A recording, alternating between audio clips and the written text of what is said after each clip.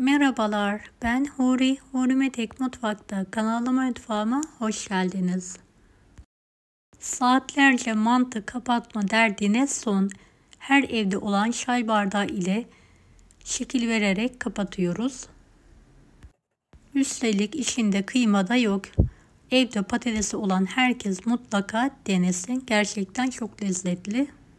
Tarifimiz için 6 su bardağı un, 2 tatlı kaşığı tuz, 1 adet tam yumurta, 2 su bardağı ılık suyu azar azar ekleyerek orta yumuşaklıkta bir hamur hazırlayalım.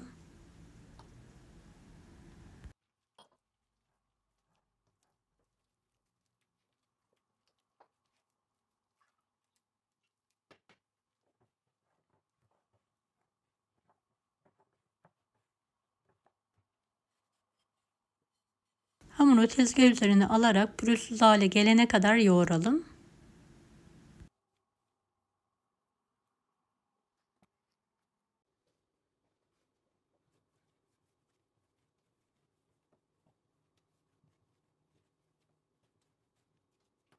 Hamurumuzu iç harcımızı hazırlayana kadar dinlendirelim.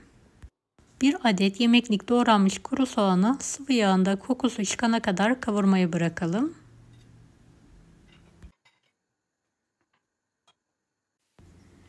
Soğanlar kavrulduktan sonra üzerine 4 adet haşlanmış çatalla ezilmiş patatesi ekleyelim ve birlikte kavuralım.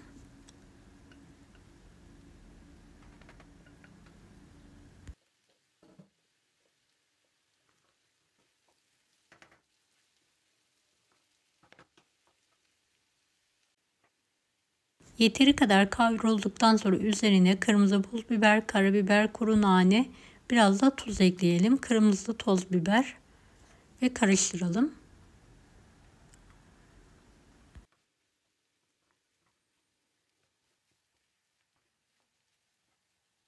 Altını kapatarak soğumaya bırakalım. Dinlendirdiğimiz hamuru 2 eşit olacak şekilde keselim. Un serperek tekrardan yoğurarak beze haline getirelim.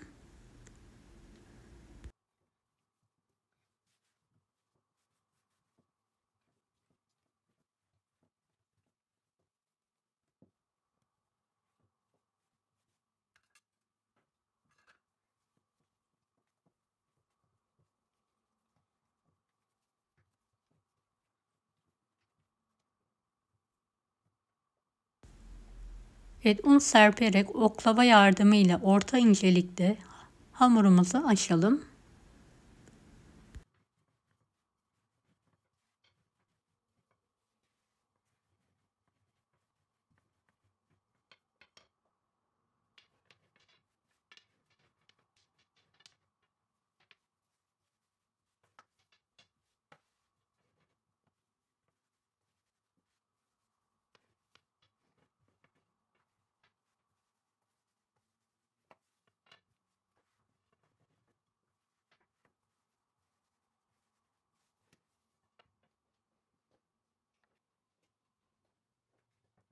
Evet, büyütebildiğimiz kadar büyütelim.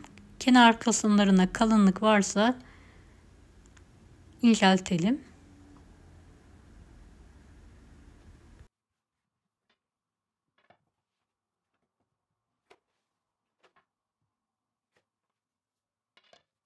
Hamuru ortadan ikiye keserek hafif bir şekilde elimizle bastırarak kenar kısmına izle yapalım.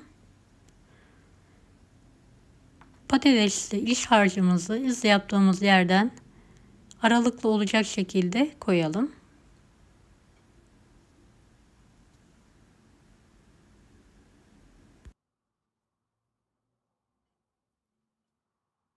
Videomu izlerken buraya kadar geldiyseniz yorum kısmına herhangi bir emoji bırakırsanız bana destek olmak için sevinirim.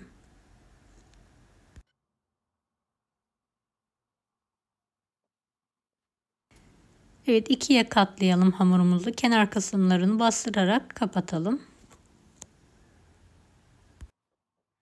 Çay bardağı yardımıyla yuvarlak yuvarlak keselim.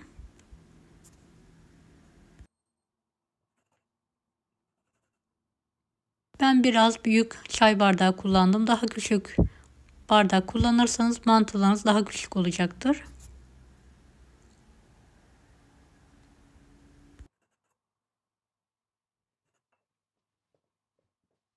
Evet, aynı yöntemle mantılarımı hızlı bir şekilde keserek hazırlıyorum.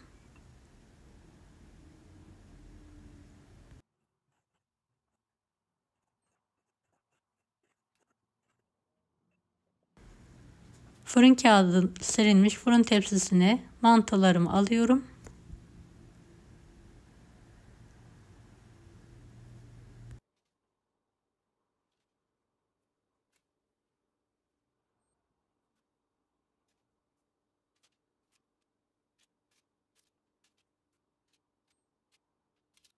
Diğer yufkamı da aynı büyüklükte açtım ve aynı yöntemle hazırlamaya devam ediyorum.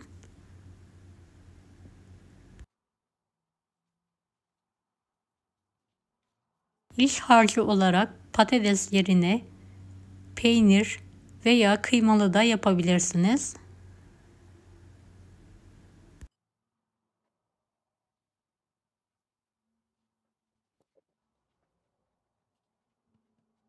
Kapatalım ve bardak yardımıyla hızlı bir şekilde keserek mantılarımızı hazırlamaya devam edelim.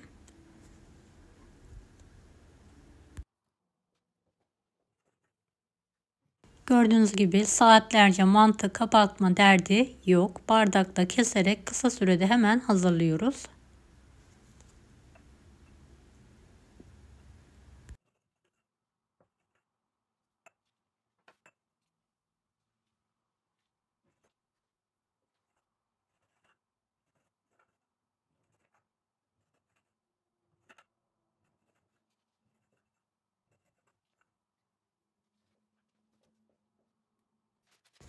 Kestiğimiz mantıları diğer mantının üstüne bir kat daha fırın kağıdı sererek yerleştiriyorum.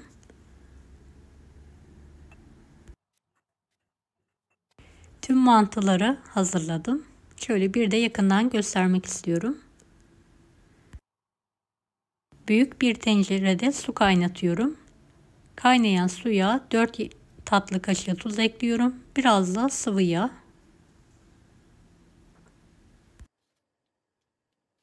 Mantıları suya atarak haşlayalım.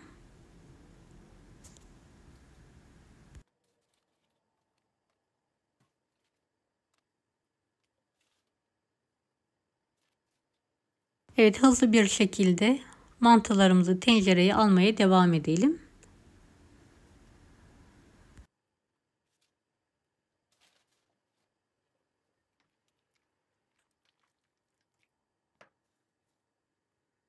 Ara sıra da karıştırmayı unutmayalım.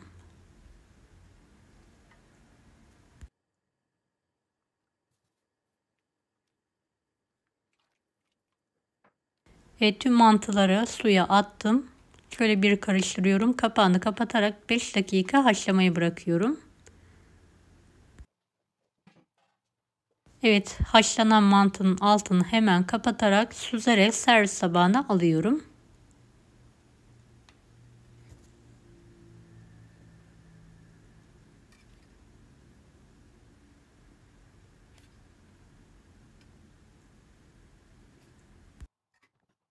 Servis tabağına aldığım mantıların üzerine eritilmiş tereyağı gezdiriyorum.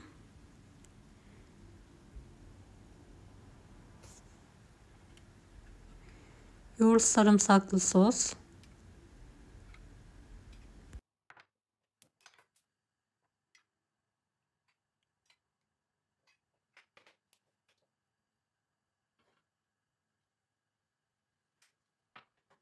Diğer mantıyı tartılı, cevizli, tereyağlı bir sos hazırladım. Üzerine bolca gezdiriyorum. Kırmızı toz biberli tereyağı gezdirelim tekrardan.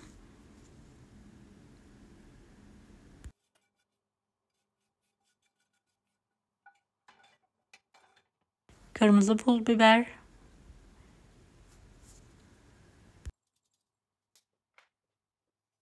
Kuru nane. Evet, mantımız yemeğe hazır. Deneyecek olanlara şimdiden kolaylıklar dilerim. Kanalıma ücretsiz abone olmayı unutmayın. Bir dahaki videolarda görüşmek üzere. Allah'a emanet olun. Hoşça kalın. Daha farklı tarifler için bunları da izlemeyi unutmayınız. Kolay gelsin herkese.